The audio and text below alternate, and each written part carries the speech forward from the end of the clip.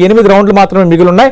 8 రౌండ్లలో అభ్యర్థుల భవితవ్యం Jubilee hills ఫలితం అనేది తేలిపోబోతోంది. జూబ్లీ హిల్స్ పీఠాన్ని దక్కించుకున్నది ఎవరనేది క్లారిటీ రాబోతోంది. కొంత అంచనాల ప్రకారం ఎగ్జిట్ పోల్స్ ఏదైతే అంచనా వేసే కాంగ్రెస్ పార్టీ లీడ్ ఉంటుంది, కాంగ్రెస్ పార్టీ గెలుస్తుంది అన్నట్టుగా కొంత వాతావరణానికి బలమిచ్చేలా ఊతమిచ్చేలా కొంత లీడ్స్ అయితే కాంగ్రెస్ పార్టీ అభ్యర్థి కనబరుస్తున్నారు. మరి చూద్దాం, 8 రౌండ్లు ఉంది కాబట్టి మరి 8 రౌండ్లు అనూహ్యంగా బీఆర్ఎస్ అడ్వాంటేజ్ తీసుకుంటుంది. ఎందుకంటే ఆ 8 రౌండ్లలో దాదాపు 2-3 రౌండ్లలో బీఆర్ఎస్ బలంగా ఉన్న బీఆర్ఎస్ కి ఖచ్చితంగా ఓటు పడిందని కాంగ్రెస్ పార్టీ కూడా అంచనా వేసే డివిజన్లు ఉన్నాయి. కాబట్టి మరి అక్కడ ఏమైనా కొంత టిల్ట్ ఉంటుందా లేదంటే ఇదే లీడ్ వెళ్ళబోతుందా అనేది మనం వేచి చూడాల్సిన పరిస్థితి కనిపిస్తోంది. ప్రస్తుతం డిబేట్ లో జాయిన్ అవుతున్నారు భారతీయ జనతా పార్టీ నుంచి ఆ పార్టీ సీనియర్ నేత ప్రస్తుతం రాష్ట్ర కార్యదర్శిగా ఉన్న ప్రకాష్ రెడ్డి గారు 10 టీవీ స్టూడియోలో, అలాగే బయట నుంచి లైవ్ లో పాల్గొంటున్నారు ప్రముఖ అనలిస్ట్ అందే సత్యం గారు, అలాగే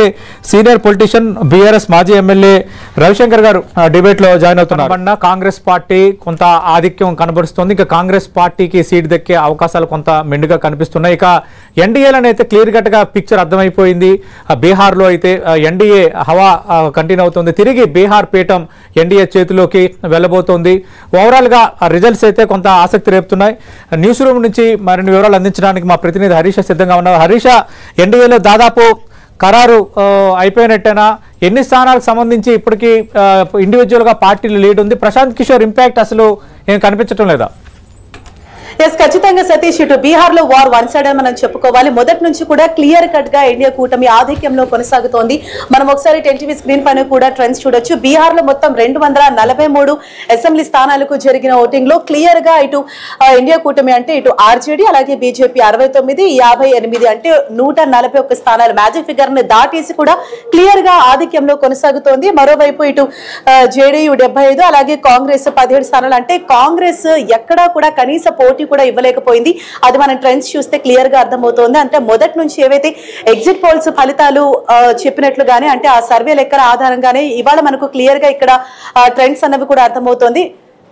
మొదటి నుంచి కూడా ఎన్డీఏ కూటమి ఆధిక్యంలోనే కొనసాగుతోంది. అంటే ఇక్కడ రాహుల్ గాంధీ ఎన్ని ప్రచారాలు చేసినా, ఎన్ని రోడ్ షోలు, సభలు, సమావేశాలు నిర్వహించినా, విస్తృతంగా ప్రజల్లోకి ముందుకు వెళ్ళినా కూడా ఎక్కడా కూడా ఆయన చరిష్మా కానీ ఆయన మ్యాజిక్ కానీ పనిచేయలేదు మనం చెప్పుకోవాలి. అండ్ ముందుగా ఇక్కడ ఓట్ చోరీ అంశం గురించి మనం ప్రధానంగా మాట్లాడుకోవాలి. ఎప్పుడైతే రాహుల్ గాంధీ అంటే దేశవ్యాప్తంగా కూడా ఈ ఓట్ చోరీ జరిగింది, ఈసీ ఇక్కడ ఓట్ చోరీకి పాల్పడుతోంది, అందువల్లనే బీజేపీ గెలుస్తూ వస్తున్న రకరకాల ఆరోపణలు చేస్తూ వచ్చారు. కానీ అవేవి కూడా ఇక్కడ బీహార్ లో మాత్రం అది రిఫ్లెక్ట్ అవ్వలేదని మనకు క్లియర్ గా ఈ రోజు తెలుస్తోంది. అంటే ఆయన ఎన్ని ప్రచార సభల్లో చెప్పినా కూడా, రోడ్ షోలో చెప్పినా కూడా ఆ ఓట్ చోరీ అంశం అన్నది ప్రజలకు మాత్రం వెళ్ళలేకపోయింది.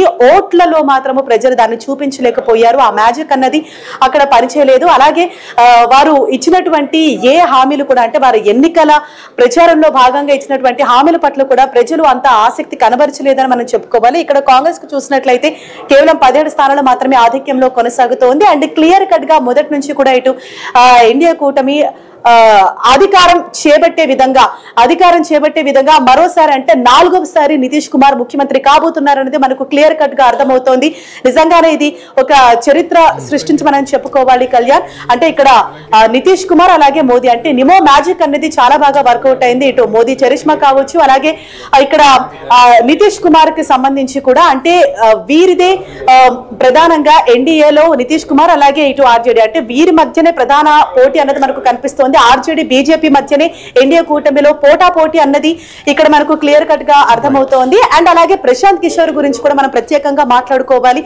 ఎన్నికల వ్యూహకర్తగా ఆయనకు దేశవ్యాప్తంగా ఎంత పాపులారిటీ ఉందో మనం చెప్పుకోవచ్చు. ఎన్నికలు జరిగినప్పుడు అదే పనిగా పార్టీలో ప్రశాంత్ కిషోర్ నియమించుకుంటే అంటే ఆయన స్ట్రాటజీస్ అంత బాగా వర్కౌట్ అవుతాయి. కానీ ఆయన సొంత పార్టీ పెట్టిన తర్వాత ఆయన స్ట్రాటజీ మాత్రం ఇక్కడ బీహార్ లో వర్కౌట్ కాలేదని మనం చెప్పుకోవాలి. ఎన్నికల వ్యూహకర్తగా పేరు పొందిన ప్రశాంత్ కిషోర్ మాత్రము ఆయన సొంత పార్టీ ఎక్కడా కూడా కనీస పోటీ కూడా ఇవ్వలేకపోతుంది. అది మన ట్రెండ్స్ చూస్తే అర్థమవుతోంది. అయితే ఈ రోజు మాత్రం బీహార్ లో సరికొత్త అధ్యాయం అనేది మొదలవబోతోంది.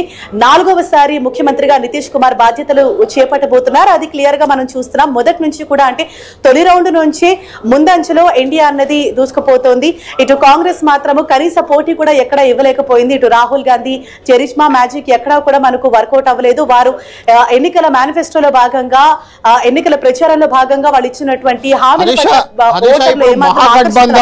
మహాగఠబంధన్ అయినా రాహుల్ గాంధీ అయినా ఎన్నికలకు ముందు చేసిన ప్రచారం పెద్ద ఎత్తున ఓట్ చోరీ క్యాంపెయిన్ చేశారు. అంటే ఓట్ చోరీ ఎఫెక్ట్ ఏమైనా ఇక్కడ కనిపిస్తుంది అనుకోవచ్చా మనం? ఓట్ చోరీ నిజంగా జరిగిందని రేపు రాహుల్ గాంధీ కానీ మహాగఠబంధన్ కానీ కాంగ్రెస్ కానీ చెప్పుకునే అవకాశం ఉంటుంది కదా, ఖచ్చితంగా అది కొంత ఇంపాక్ట్ జరిగింది అనుకోవచ్చా ఇక్కడ?